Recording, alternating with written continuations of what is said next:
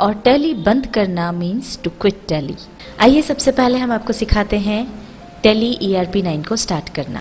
इसके लिए जब आप टैली ERP9 अपने सिस्टम में इंस्टॉल करेंगे तो मोस्टली तो आपको टैली ERP9 यहाँ शॉर्टकट के रूप में नज़र आएगा डेस्कटॉप पर ही। यहाँ से आप इसे डबल क्लिक करके चालू कर सकते हैं। अगर कभी यहाँ पर टैली ERP9 का आइकन आपको नहीं नज़र आए तो आप स्टार्ट पर जाएं, ऑल प्रोग्राम्स पर क्लिक करें और यहाँ पर ये देखिए आपको टैली ERP9 नज़र आ रहा है।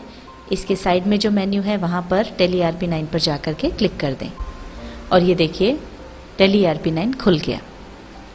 ये है टैली ERP9 की विंडो और जब ये ओपन होगा तो आप देख सकते हैं इस तरह की स्क्रीन आपको नज़र आएगी। ये यहाँ पर आपको इस स्क्रीन पर कंपनी इन्फॉर्मेशन यहाँ पर मिलेगी।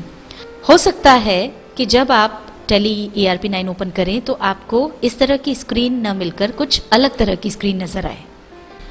ये देखिए यहाँ पर ये जो स्क्रीन है ये दूसरी तरह की है, जो हमने पहले देखी थी उससे अलग है। अगर आप टैली खोलते हैं और इस तरह की स्क्रीन आती है, ऐसी स्थिति में मान लीजिए हम अगर कोई कंपनी क्रिएट करना चाहते हैं तो हमें कंपनी इन्फॉर्मेशन वाली विंडो पर जाना होगा। उसके लिए आप Alt+F3 प्रेस कर दें या फिर ये कंपनी इन्फो जहां लिखा है वहां पर क्लिक कर दें। ये देखिए अब इसमें आप देख सकते हैं कि अलग अलग ऑप्शंस दिए हुए हैं और ये जो सिलेक्टेड है इसमें पहला अक्षर जो S है वो हाईलाइटेड है, रेड लेटर्स में आपको नजर आ रहा है। ऐसे ही अगर आप नीचे जाएंगे तो आप देखेंगे यहाँ पर पहला अक्षर हाईलाइटेड ना होकर के दूसरा अक्षर हाईलाइटेड है। तो ये जो अक्षर हाईलाइटेड है या बोल्ड में आपको नजर आ रहा है वो शॉर्टकट की तरह यूज किया जा सकता है। तो आपको वहां तक जाने की जरूरत नहीं है, आप बस उस लेटर को प्रेस करेंगे कीबोर्ड पर तो वो ऑप्शन सिलेक्ट हो जाएगा। अब जैसे हम कंपनी क्रिएट करना चाहते हैं तो यहाँ पर ये C बोल्ड है, हम कीबोर्ड पर जब C प्रेस करेंगे, ये देखिए जैसे ही हमने C प्रेस किया तो कंपनी क्रिएशन के लिए ये विंडो हमारे सामने आ गई। अब यहाँ पर आपको कुछ फॉर्मेलिटीज पूरी करना होगी। अब यहाँ आप देख सकते हैं सबसे पहले नेम है, जिस नाम से आप अपनी कंपनी क्रिएट करना चाहते हैं वो नाम आप यहाँ पर टाइप कर दें। ये हमने अपनी कंपनी का नाम डाल दिया, मोहन ट्रेडर्स। अब एंटर प्रेस करें। आगे बढ़ने के लिए आपको हर बार एंटर प्रेस करते जाना है। तब ये यहाँ पर मेलिंग एंड कॉन्टेक्ट डिटेल्स यहाँ पर डालना है। मेलिंग नेम जो आपको रखना है, यूं तो जैसे ही आप एंटर प्रेस करेंगे तो जो आपने नाम लिया है कंपनी का वही अपने आप मेलिंग नेम में भी आ जाएगा। पर अगर आप इसे बदलना चाहते हैं तो आप इसे बदल भी सकते हैं। ये जो नेम और एड्रेस हैं ये वो रहेंगे जो आपके हर लेजर पे, इनवॉइस पर, हर जगह यही मेलिंग नेम और एड्रेस आएगा। इसलिए यहाँ पर आपको वही मेलिंग नेम और एड्रेस रखना है जो आप इन सब चीज़ों पर चाहते हैं। ये एंटर प्रेस कर दिया हमने और जो एड्रेस है वो यहाँ पर हम एड्रेस डाल देंगे। एंटर प्रेस कर दें, आगे सिटी का नाम डाल दिया इंदौर, फिर हम एंटर प्रेस करेंगे। अब ये है स्टैट्यूटरी कंप्लायंस फॉर, जिस भी देश के कानून, कायदे या लॉ को आपकी कंपनी फॉलो करेगी या जो उस कंपनी पर लागू होंगे उस देश का नाम आपको यहाँ पर लिखना है। जाहिर है जिस भी देश में आपकी कंपनी फंक्शन करेगी कानून भी वहीं का लागू होगा, इसलिए जहाँ आपकी कंपनी फंक्शन कर रही है और जहाँ के कानूनों का वो पालन करेगी, जिनके कानून कायदों के अनुसार वो चलेगी, उस देश का नाम आपको यहाँ पर डाल देना है। अभी हमारे लिए इंडिया है तो यहाँ पर तो इंडिया है ही, पर अगर कोई दूसरा देश भी हो तो वो यहाँ पर जो लिस्ट ऑफ कंट्रीज है इसमें से आप चुन सकते हैं। हमने चुना है इंडिया, एंटर प्रेस किया। अब स्टेट में जैसे मध्य प्रदेश में हमको करना है तो हम यहाँ पर M टाइप कर देंगे। M टाइप करते ही M से रिलेटेड सारे स्टेट्स आ गए। अब आप डाउन एरो की से या अप एरो की से जो भी आपका स्टेट है चुन लें और एंटर प्रेस कर दें। अब आगे आप जो भी एरिया है उसका पिन कोड डाल दें, टेलीफोन नंबर डाल दें, अब मोबाइल नंबर डाल दें। इसके बाद ईमेल है तो ईमेल डाल दें। ईमेल के बाद हम फिर एंटर प्रेस करेंगे और ये हम आ गए ऑटो बैकअप डिटेल्स पर। ये चीज़ हम आपको आगे बताएंगे, इसलिए से अभी हम छोड़ रहे हैं। एंटर प्रेस करके आगे बढ़ जाइए। ये अब हम आ गए कंपनी डिटेल्स पर। सबसे पहला है करेंसी सिंबल।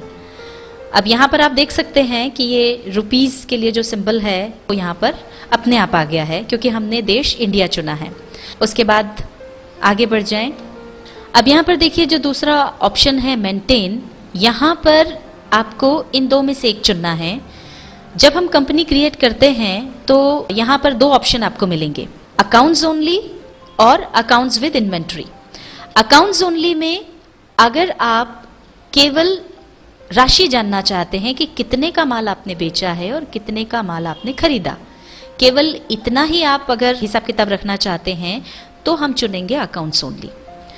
पर अगर आप चाहते हैं कि राशि के साथ साथ आपको स्टॉक की जानकारी भी हो जाए कि आपने कितनी मात्रा में माल बेचा है, कितनी मात्रा में खरीदा है और कितना स्टॉक बचा है, तो फिर यहाँ पर आपको चुनना होगा अकाउंट्स विद इन्वेंट्री। अगली चीज जो हमको यहाँ पर लिखना है वो यहाँ पर है फाइनेंशियल ईयर फ्रॉम, यानी फाइनेंशियल ईयर आपको कब से शुरू करना है। भारत में फाइनेंशियल ईयर 1 अप्रैल से शुरू होकर के अगले वर्ष के 31 मार्च तक होता है। मान लीजिए हमने अपना बिजनेस फाइनेंशियल ईयर 2010 और 11 में किया, तो यहां पर हमको 1 अप्रैल 2010 डालना होगा। ये हमने यहां डाल दिया 1 अप्रैल 2010, एंटर प्रेस किया, आगे बढ़े। अब यहां पर है बुक्स बिगिनिंग फ्रॉम। आप देखेंगे कि जब हमने ऊपर फाइनेंशियल ईयर कब से शुरू हुआ डाला तो नीचे अपने आप वो उसी डेट को ले लेता है। आप चाहें तो इसे रखें और फाइनेंशियल हमारा 2010-2011 है, पर मान लीजिए हमने जो अपना बिजनेस है वो शुरू किया जून से, तो चाहें तो आप यहाँ पर जिस तारीख से आपने बिजनेस शुरू किया है वो तारीख यहाँ पर डाल दें और चाहें तो आप इसको बनाए रख सकते हैं। अब फिर एंटर प्रेस कर दीजिए। अब ये हम आ गए सिक्योरिटी कंट्रोल पर, इसकी जानकारी भी हम आपको आगे देंगे, इसलिए अब एंटर प्रेस करके आप आगे बढ़ते जाइए, एंटर प्रेस करते जाइए जब तक कि ये ऐसे छोटा सा डायलॉग बॉक्स एक्सेप्ट का न आ जाए। अब हमको ये एक्सेप्ट करना है तो या तो आप एंटर दबा दें या फिर यस के लिए वाई वाली की प्रेस कर दें। ये देखिए, इसी के साथ हमारी जो कंपनी है मोहन ट्रेडर्स वो क्रिएट हो गई। अब इस टैली से बाहर आने के लिए आप एस्केप की दबाते जाएं जब तक कि आप क्विट के डायलॉग बॉक्स पर ना आ जाएं। अब आपको यहां से बाहर निकलना है तो एंटर प्रेस कर दें। ये देखिए हम टैली से बाहर आ गए। टैली ERP 9 के इस अध्याय में हमने सीखा टैली चालू करना यानी टू स्टार्ट टैली, कंपनी बनाना means to create a company, Tally बंद करना मीन्स टू क्विट टैली।